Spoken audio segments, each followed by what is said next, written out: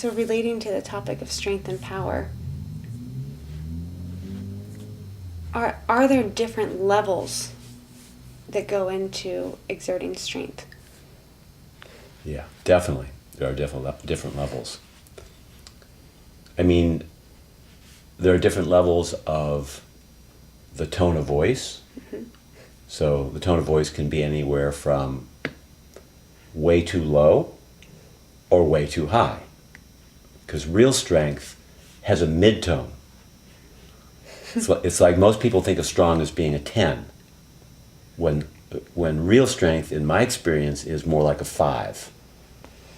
And many people are a 1 or a 10. And what that means is that you're able to speak passionately, with a sense of people taking you seriously, but you're really interested in being relational. And that means that you're speaking just to the capacity of the person to hear you, the optimal tone where they can hear you.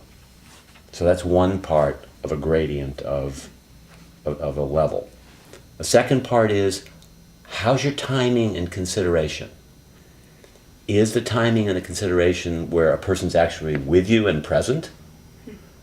Are you able to say to them something that would be, let's say, preparing them so that they can hear your strength? So you might say to them, for example, I would really like to say something to you that's really important to me.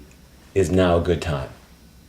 So there's a consideration. There's some kind of caring.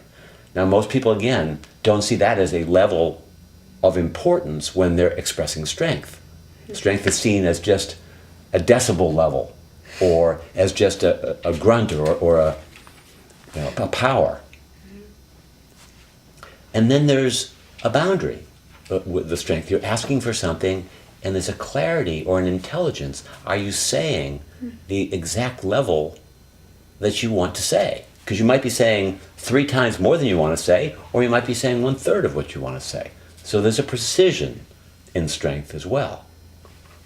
So all of those really together represent a sense of strength. Now, as I say that, how does that kind of hit you or touch you? It's nice to hear it broken down, so the way that it hits me is, oh, that makes a lot of sense. And I'm also becoming aware at which one is where I get hooked, where it's the most difficult, where I spiral out. So it's helpful to have it broken down. So where do you spiral out? I spiral out with a boundary. Uh-huh. Yeah.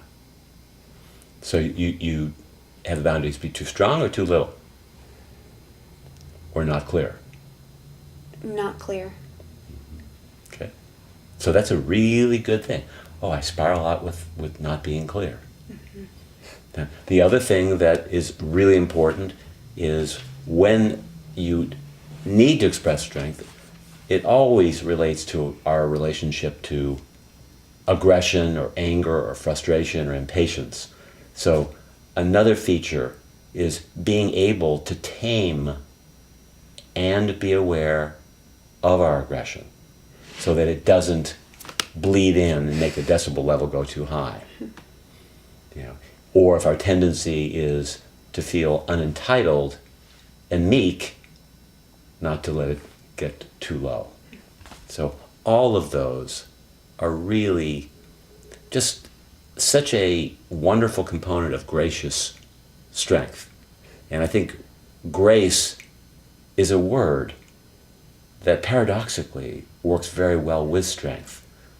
And usually it allows it to have dignity and recognize its real strength isn't narcissistic. Real strength is actually setting a boundary that's same for everybody. And so, like that deep breath you're taking right there, it's like it creates a certain kind of peace because you're not trying to get somebody.